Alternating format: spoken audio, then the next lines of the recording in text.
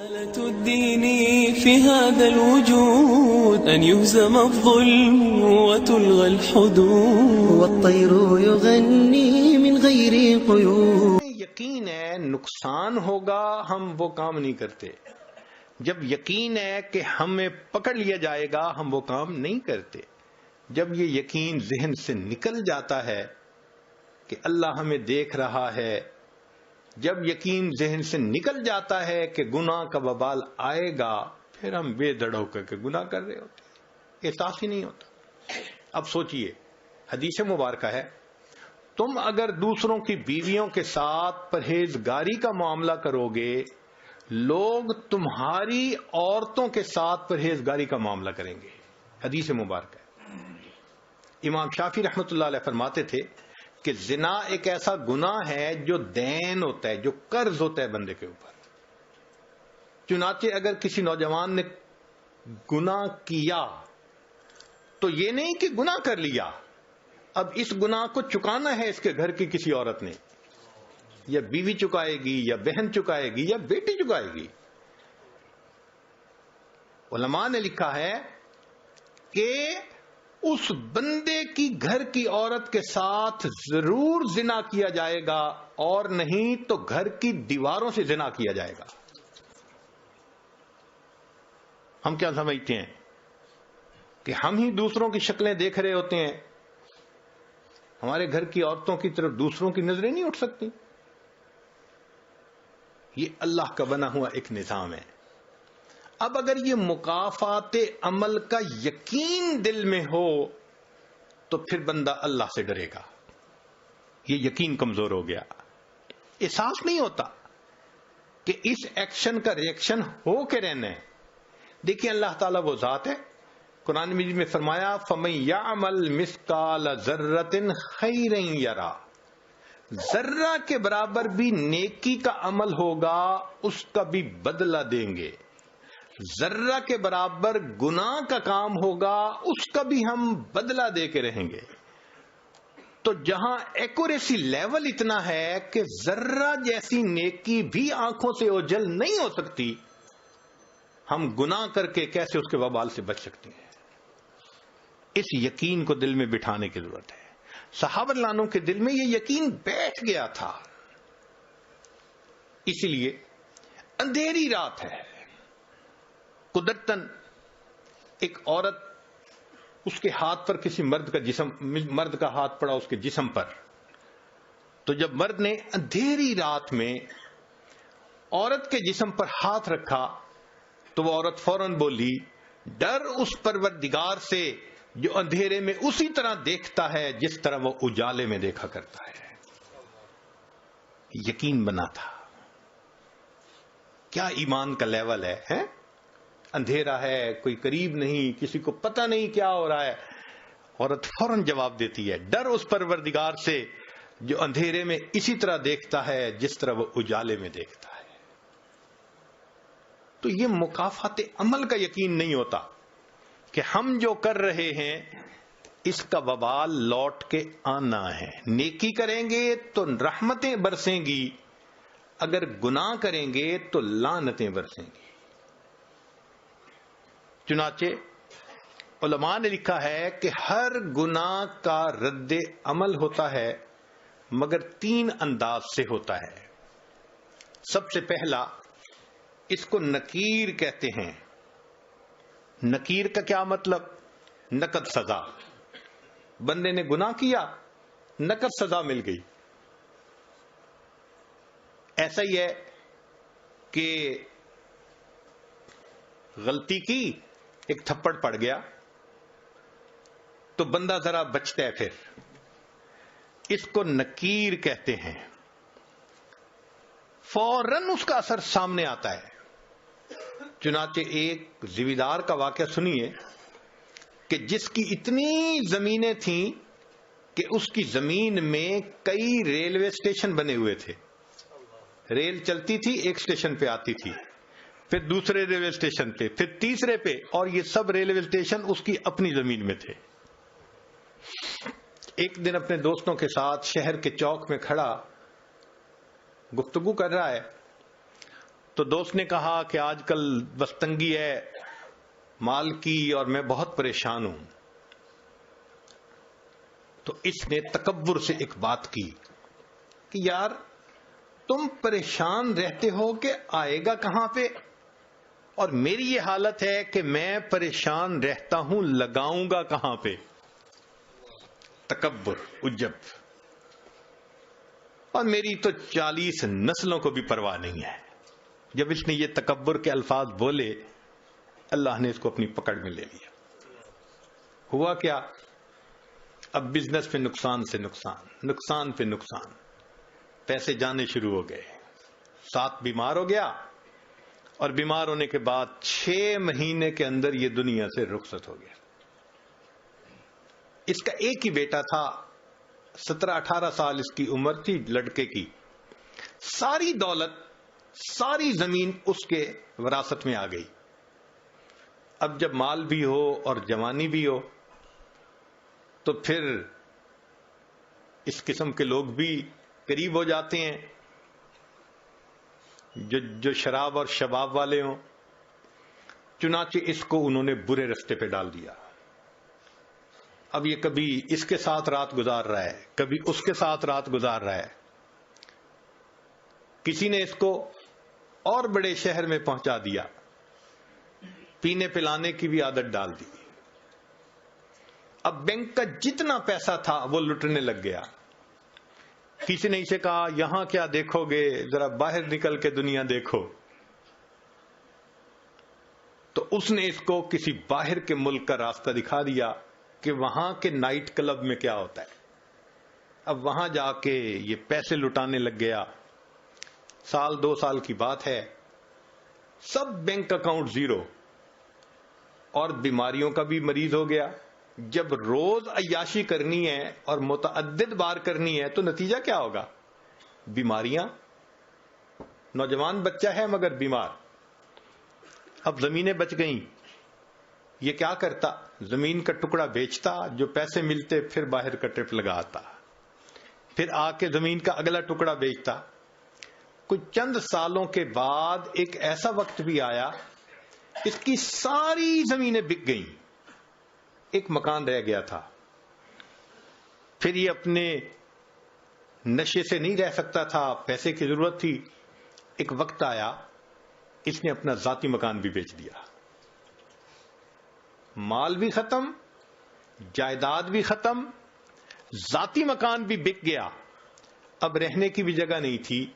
چنانچہ ایک وہ وقت بھی آیا جس شہر کے چوک میں کھڑے ہو کر اس کے باپ نے تکبر کا بول بولا تھا، میری 40 نسلوں کو بھی پرواہ نہیں، اسی چوک میں کھڑا ہو کر اس کا بیٹا لوگوں سے بھیک مانگا کرتا تھا. اللہ نے دکھا دیا، میں دینا جانتا ہوں، میں لینا بھی جانتا ہوں. تمہارا بیٹا یہیں کھڑے ہو کر لوگوں سے بھیک مانگا کرے گا. اس کو نکیر کہتے ہیں، نقد سزا. یہ سزا کی پہلی قسم ہے. ایک ہوتا ہے تاخیر، کہ نقد سزا تو نہیں ملتی مگر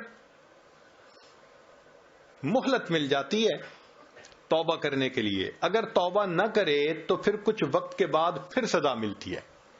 تلبیس ابلیس میں ابن جوزی رحمت اللہ علیہ نے واقعہ لکھا ہے کہ ایک نوجوان تھا، حافظ قرآن تھا. اس نے شہوت کی نظر کسی غیر پر ڈالی اور اس کا نتیجہ کیا نکلا کہ 20 سال کے بعد قرآن مجید اس کے سینے سے نکال لیا گیا، بھول گیا قرآن پاک. یہ تاخیر ہوتی ہے کہ سزا تو ملتی ہے مگر ڈیلے ٹائم کے ساتھ ملتی ہے. چند دن لگیں، چند مہینے لگیں، چند سال لگیں، مگر سزا ملتی ہے. اس کو تاخیر کہتے ہیں. چنانچہ ہم اپنے بچپن میں اپنے محلے میں ایک بوڑھی عورت کو دیکھا کرتے تھے. وہ پاگل تھی، بچے اس کو تنگ کرتے تھے، کنکر مارتے تھے. تو مجھے میری امی کہتی تھی، بیٹا اس کو کبھی نہ تنگ کرنا، کبھی کنکر نہ مارنا. تو میں ہمیشہ کھڑے ہو کے، چھوٹا بچہ تھا، اس کو دیکھا کرتا تھا کہ یہ کیوں ایسے پاگل سی ہے، دیوانی سی ہے. جب بڑے ہوئے تو پھر والدہ نے اس کا قصہ سنایا. کہنے لگی کہ یہ ہمارے محلے کی ایک اچھے گھرانے کی خاتون تھی، جوان العمر تھی. اللہ نے اس کو بیٹا دیا، بیٹا بھی بڑا خوبصورت، گھر کے کام میں لگی ہوئی تھی. اب بچہ اپنی ماں سے بہت اٹیچڈ تھا. کچھ بچے ہوتے ہیں نا، گود کا چسکا ہوتا ہے کہ ہر وقت ماں ہی گود میں اٹھائے رکھے، وہ بھی اسی قسم کا بچہ تھا. اس عورت نے کوئی کام سمیٹنا تھا تو یہ اس بچے کو فیڈر دے کے لٹا کر گئی کہ تم اب جو ہے نا لیٹ جانا، اب باہر مت آنا، مجھے کام سمیٹنا ہے. اور بچہ فیڈر پہ کے پھر باہر. وہ تو معصوم بچہ تھا، چھوٹا تھا. تو ماں اس کو پھر لے کے آئی اور کہا کہ تم مجھے بہت تنگ کر رہے ہو، اب بالکل میرے پیچھے مت آنا. بچہ پھر آ گیا. اب اس کو غصہ آ گیا اور غصہ کنٹرول نہ ہوا تو یہ بچے پہ برسنے لگی. اس کو بہت سخت سخت کہا، میں تجھے سلا کے آئی تھی، کیوں میرے پیچھے آ گیا، تنگ کرتا ہے مجھے، سویا سو ہی جاتا تو اچھا تھا. جب اس نے یہ الفاظ کہہ دیے نا کہ تو سویا سو ہی جاتا تو اچھا تھا، اللہ کی پکڑ آ گئی. مگر اللہ نے اس وقت اس کے بیٹے کو موت نہیں دی. دعا قبول کر لی کہ یہ بد دعا تمہاری زبان سے نکلی نا بیٹے کے بارے میں، غصے میں آ کے، اس کو تو ہم قبول کر لیتے ہیں، ابھی اس کو موت نہیں دیتے. اب وہ بچہ بڑا ہوا، لکھا پڑھا، وہ اسکول کا سب سے انٹیلیجنٹ بچہ، وہ کالج میں اسکالرشپ پانے والا بچہ. جب وہ فائنل ماسٹر ڈگری کر کے آیا تو اس نے بزنس شروع کیا. اتنا اچھا بزنس چلا اس کا کہ پورے شہر کے لوگ اس بچے کی مثالیں دیتے تھے کہ دیکھو اتنے اچھے اخلاق والا، تحمل مزاجی والا، خوش مزاج، اچھے بچہ، اتنا اچھا اس کا بزنس ہے. لوگ اس کی شکل دیکھتے تھے، تمنا کرتے تھے کہ میری بیٹی کا رشتہ اس سے ہو جائے، بہن کا رشتہ اس سے ہو جائے. وہ ایسا نوجوان بچہ تھا. لوگ اپنے بیٹوں کو مثالیں دیتے تھے، بیٹا ایسا بننا. لو جی، بالکل جب جوانی کا وقت تھا، اب ماں نے اس کے لیے اپنے ہی رشتہ داروں میں کوئی بہت خوبصورت بچی حور پری ڈھونڈی. پھر اس کے لیے بڑی تیاریاں، پیسے کی کمی نہیں تھی. جب سب چیزوں کی تیاری ہو گئی اور شادی میں ابھی صرف 3 دن تھے، اللہ کی شان کہ بچہ اپنے ہی گھر میں چل رہا تھا، فرش دھویا تھا اور ابھی گیلا تھا، پاؤں جو پھسلا، یہ نوجوان سر کے بل گرا اور اس کی موت آ گئی. اللہ نے پھل کو پکنے دیا. جب پھل پک کے تیار ہو گیا تب اللہ نے پھل کاٹا. اب تجھے سمجھ لگے گی کہ تو نے میری کس نعمت کی ناقدری کی تھی. ماں کے ذہن پہ اتنا صدمہ اس کی موت کا ہوا کہ وہ ذہنی توازن کھو بیٹھی. وہ گلیوں کے اندر بس تن کے چنا کرتی تھی. تو کبھی نقد سزا ملتی ہے، نکیر، اور کبھی اس میں تاخیر ہو جاتی ہے. آج بہنیں چھوٹی چھوٹی بات پہ بھائیوں کو بد دعائیں دے دیتی ہیں اور پھر بڑے ہو کے انہی کے لیے پھر بیٹھی رو رہی ہوتی ہیں، حضرت میرے بھائی کے لیے دعا کریں وہ نیک بن جائے، میرے بھائی کے لیے دعا کریں اس کی شادی کی زندگی میں مشکلات ہیں. بھائی کیوں بد دعا دی تھی؟ تو گناہوں کی سزا کی دوسری قسم تاخیر کہلاتی ہے. اور ایک اور بھی صورت کہ گناہ تو کیے جوانی میں، اللہ نے بڑھاپے میں بیوی کو نافرمان بنا دیا. یا اللہ، جتنی یہ اذیت ہوتی ہے نا کہ جوان اولاد ہو جائے اور وہ ماں کے ساتھ ہو، اور ماں اور اولاد سب ایک طرف اور اکیلا بوڑھا ایک طرف، اور وہ سب نافرمان ہو اس کے. جتنا بڑھاپا ذلیل خوار ہوتا ہے نا، وہ بوڑھا بتا بھی نہیں سکتا. تو بڑھاپے میں اللہ تعالیٰ نافرمان بنا دیتے ہیں اولاد کو، بیوی کو. یہ تاخیر کہلاتی ہے. ایک تیسری چیز ہوتی ہے، اس کو کہتے ہیں خفیہ تدبیر.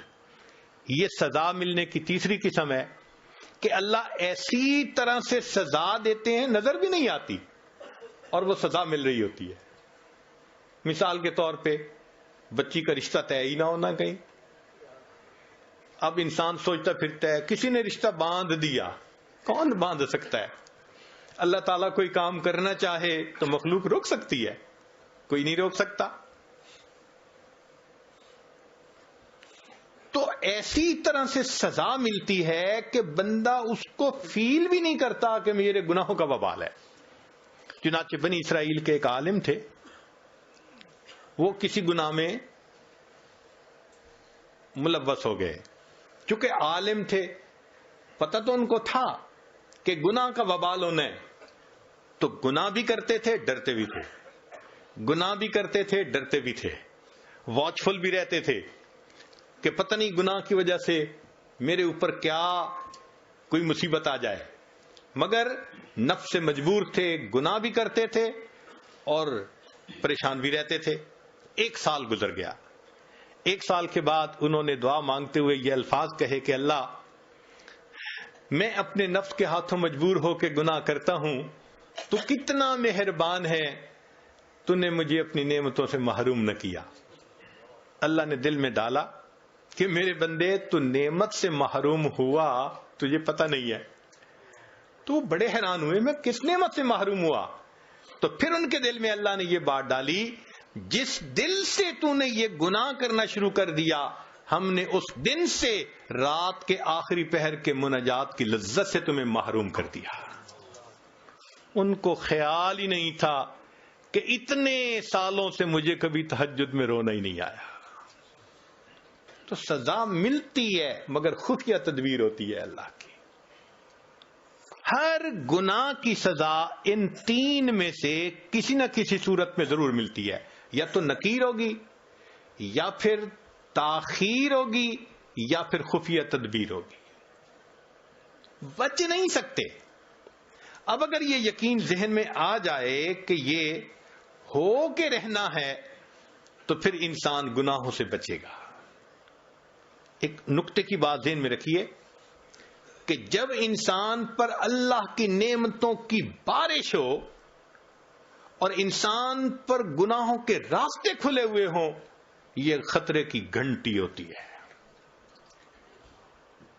جب اللہ کی نعمتوں کی بہتات ہو اور انسان کے لیے گناہ کے راستے بھی کھل جائیں، یہ خطرے کی گھنٹی ہوتی. اس کا مطلب یہ ہے کہ ڈھیل دی جا رہی ہے تاکہ فلما نسوا ما ذکروا بہ فتحنا علیہم ابواب کل شیء. اللہ فرماتے ہیں بنی اسرائیل جب وہ بھول گئے جو ان کو نصیحت کی گئی تھی، ہم نے ہر چیز کے دروازے کھول دیے، حتیٰ کہ وہ اچھی طرح غافل ہو گئے. پھر کیا ہوا؟ اخذناہم بغتۃ، ہم نے اچانک ان کو اپنی پکڑ میں لے لیا.